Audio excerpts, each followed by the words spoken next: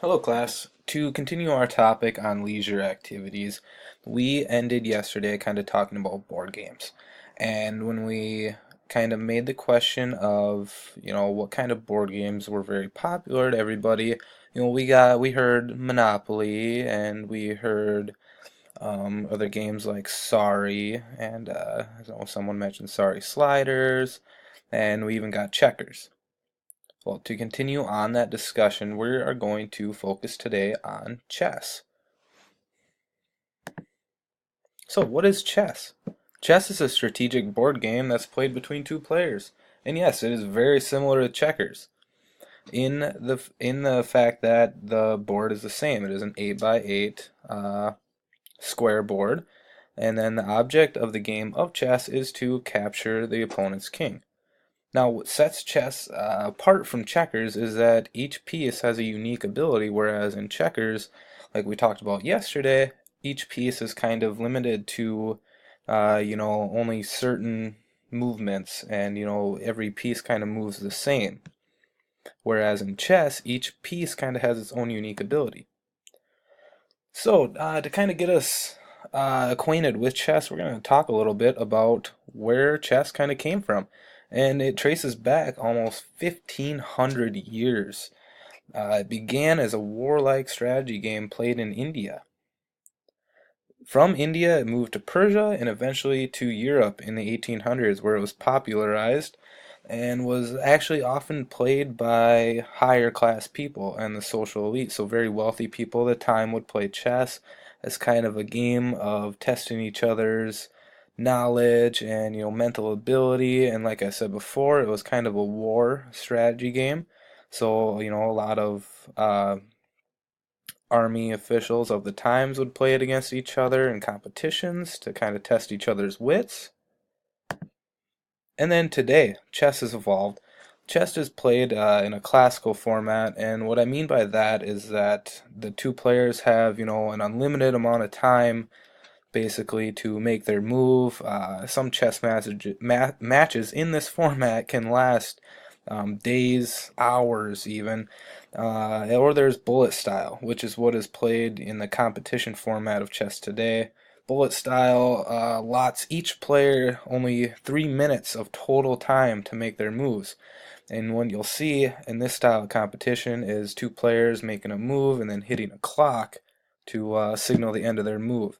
And once their 3 minutes is up and their time has expired, if they have not won the game by then that person loses. And it actually is getting a very large competitive following. There's a world championship which is held this year in 2018 in London, and that will be held against whoever qualifies for that will be playing against the reigning world champion, who is Magnus Chase, which you can see my cursor over right here, the fellow on the right.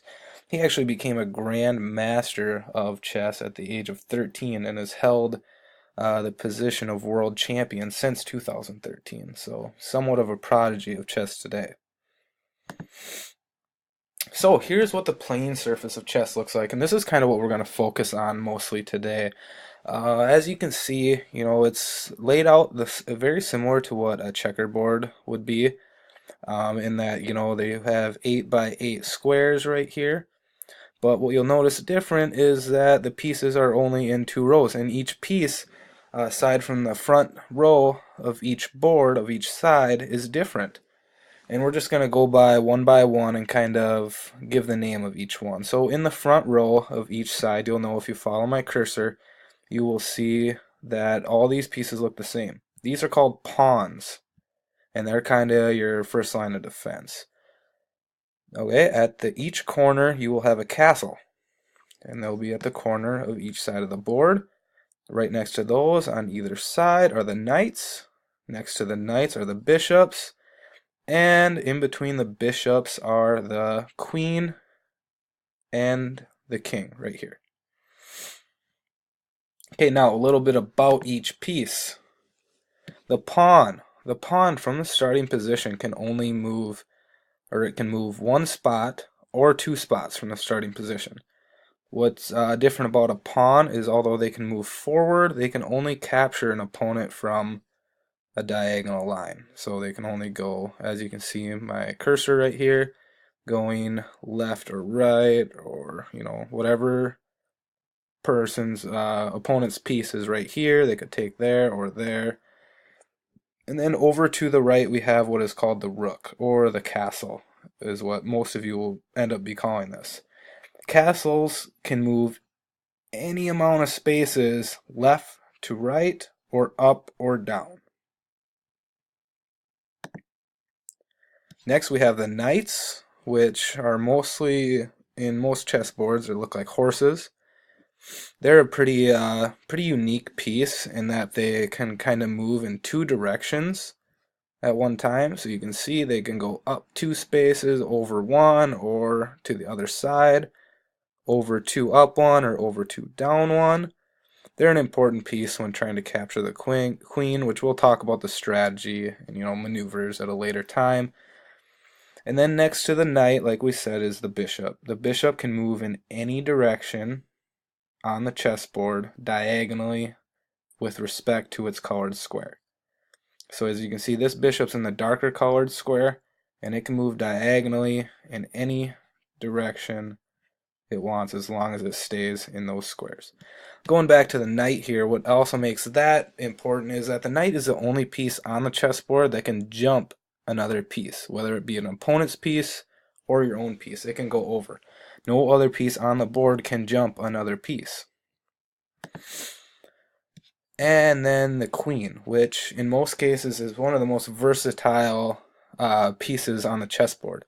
The queen can move in any direction, diagonally, up or down, or side to side, as many spaces as are available, or until they capture a piece. The king, which is the main piece of a chess game, which is the object is to try to protect it, your own, and capture your opponent's. A king can move any square it wants around it, but only one spot at a time. So, now for our activity. You each have next to you and your seat buddy is a chessboard, a cutout there, and you guys are going to receive the sheet that has each chess piece on the sheet. You are going to cut out each piece, and what you're going to do is with the pieces that you cut out, you are going to arrange them on your chessboard from what we talked about earlier with, the castle being here, knight here, bishop, queen, king. Your partner will have the answer key with them, and once you have it set up, you'll check with your partner to see if you did it right.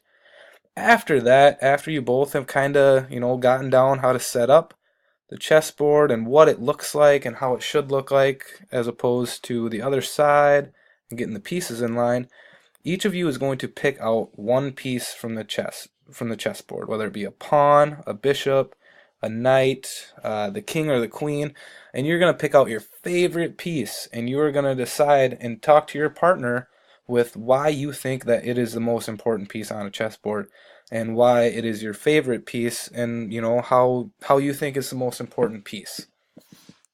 And then after that, we're kind of all going to gather up together and talk about it and kind of make a tally on the board, and we're going to kind of figure out what your guys' consensus is on what is the most important piece of a chessboard. And after that, we will hopefully in the next following lessons be able to play a game of chess with our seat buddy. All right, let's go.